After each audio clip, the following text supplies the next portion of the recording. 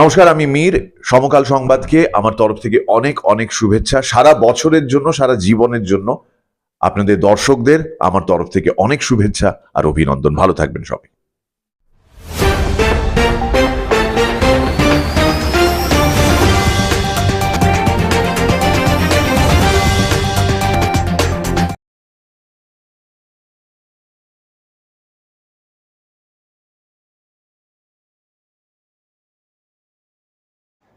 CAPF x employee welfare association of West বেঙ্গলের কার্যালয় Salt Lake sector 1-এ বৈশাখী আইল্যান্ডে উপস্থিত হলেন ভারত সেবাশ্রম সংঘের শ্রদ্ধেয় কার্তিক মহারাজের চরণধুলিতে অফিসের মাধুর্য আলাদা মাত্রায় চোখে পড়ার মতন ছিল। তিনি সিএপিএফের সকল সদস্যদের সঙ্গে কথা বলেন এবং দেখা করেন এবং বর্তমান ও ভবিষ্যৎ নিয়ে মূল্যবান দিক নির্দেশ ও গুরুত্বপূর্ণ মতামত প্রদান করেন। সল্টলেক থেকে সুস্মিতা দেবনাথের রিপোর্ট, সমকাল সংবাদ। भारत माता की जय। भारत माता की जय। भारत माता की जय। भारत माता की जय। भारत माता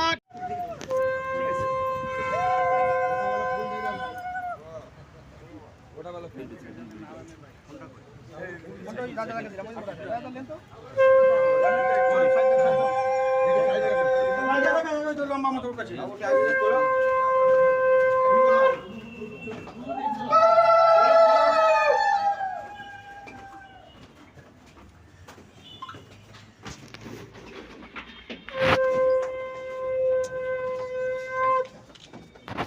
गुरुजी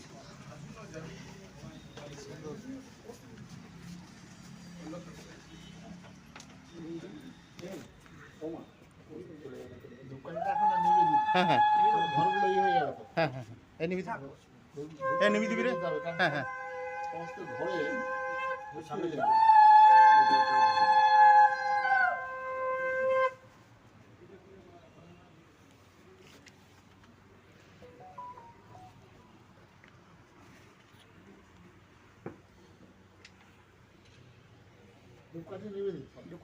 এই সুপ্রভাত নিবি দিবি তো সব ঘরগুলো সবাই ঘরে আসবে আর বাস বড় যাব এখানে না স্যার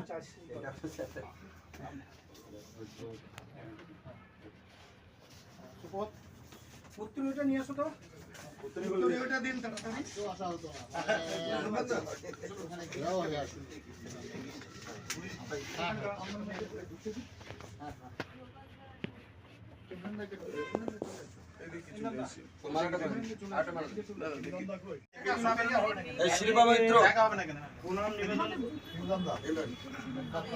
প্রণাম নিবেদন করে একে একে বেরিয়ে আসুন।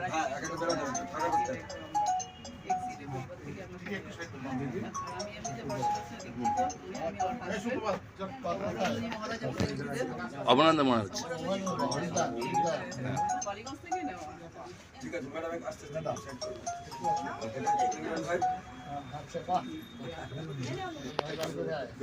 একবার ভবানী আমি তো দাদার সঙ্গে ছিলাম তো আপনার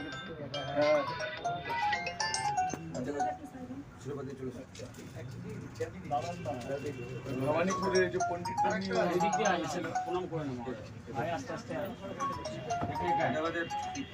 রাজাদা যে এটা একটা কমিটি করা হচ্ছে সারা পশ্চিমবঙ্গ জুড়ে, যারা শিক্ষাবিদ, যারা ইতিহাস জানে, ঐতিহাসিক, তাদেরকে নিয়ে একটা কমিটি করা হচ্ছে 10 জনের।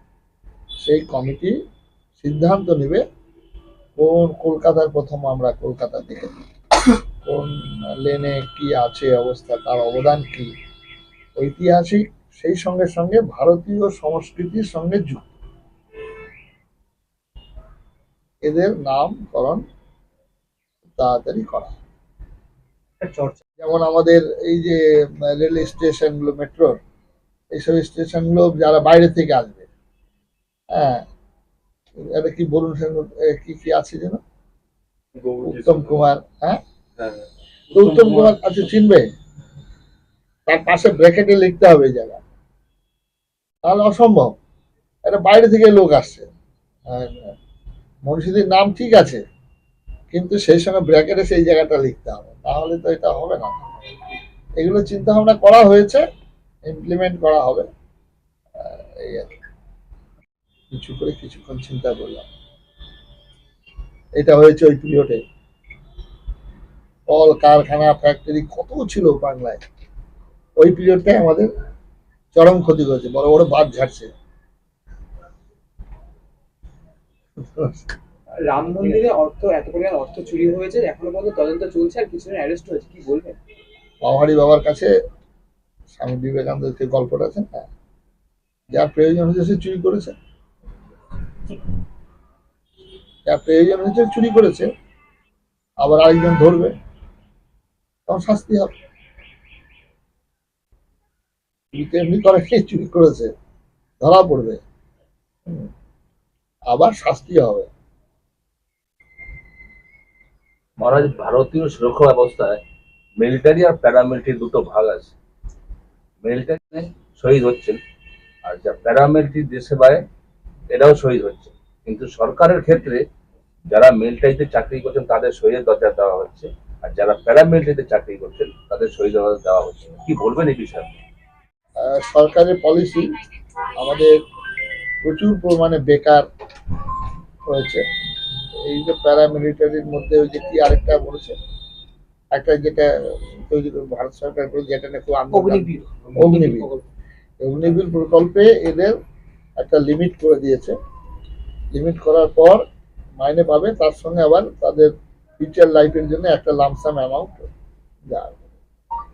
এটা এত জনসংখ্যা বৃদ্ধি হয়েছে, যত স্বাধীনতার পর আমরা যখন মাধ্যমিকের তখন ছিল 65 ক্রোর, এখন কত?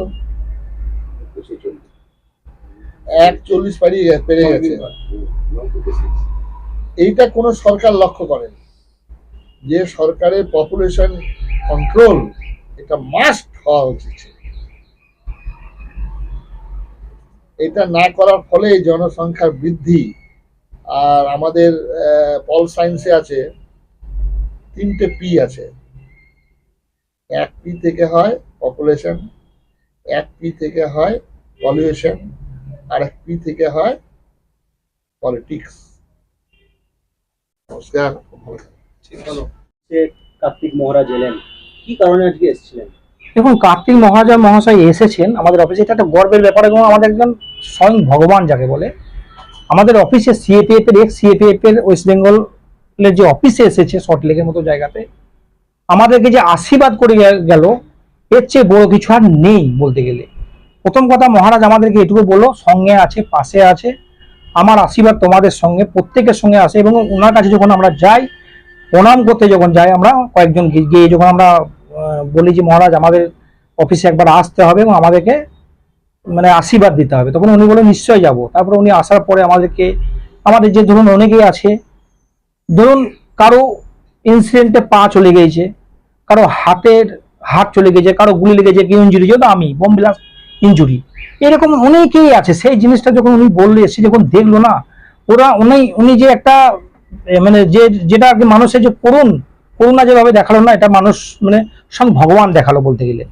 কারণ দেখুন, মহারাজ এসেছে আমাদেরকে আশীর্বাদ করলো, এবং সিএপিএফ এর প্রত্যেক মেম্বার এবং সিএপিএফ এর প্রত্যেকের সঙ্গে উনি আছে, প্রথম টু লাস্ট পর্যন্ত উনি আছে এবং থাকবে। এবং ওনাকে আমরা আমাদের সংগঠনের মুখ্য অ্যাডভাইজার হিসাবে আমরা রাখতে চাইছি, এবং উনি সেটাতে বলেছে, সুজয় আমি আছি তোমাদের সঙ্গে, আমি থাকবো। কারণ দেখুন, আজকে ডেটে বলতে গেলে দেখুন, উনি কিন্তু একটা কথা বললো যে দেখুন, সেনাদের জন্য কিছু মানে যেগুলো জানতে চাইলো সেগুলো ওনাকে বললাম। আমাদের সেক্রেটারি সাহেব অসীম দা বললো যে মহারাজ আমাদের শহীদের দরজা নেই প্রাইমিটারিতে। এক্ষেত্রে উনি বুঝলো ব্যাপারটা, অনেক কিছু অজানা ছিল সেটাকে উনি জানলো। সবার মতো সব উনি জানে সবকিছু, উনি স্বয়ং ভগবান রূপে প্রতিষ্ঠিত হয়েছে বাংলার বুকে বলতে গেলে। কিন্তু উনি যেটা বললো আজকে, এই কথাটা শুনে একটা মানে মন প্রাণ ভরে গেল। কারণ উনি অনেক কিছু ব্যাপার আমাদের কাছ থেকে শুনলো, এর চেয়ে বড় কিছু নেই আজকে বলতে গেলে। কারণ ওনাকে স্বয়ং আমাদের মেম্বাররা এবং আমাদের যারা পদাধিকারী আছে প্রত্যেককে তার আশীর্বাদ নিল এবং প্রণাম করলো, এবং পাশে থাকার আশ্বাস দিয়ে গেল যে আমি সবসময় তোমাদের পাশে আছি। এটাই বড় পাওনা আমাদের কাছে। কারণ মহারাজ এসে আমাদেরকে আশীর্বাদ করে গেল, প্রত্যেককে দেখলো, চোখে সচক্ষে দেখে অনেকে কথোপকথন বলে মানে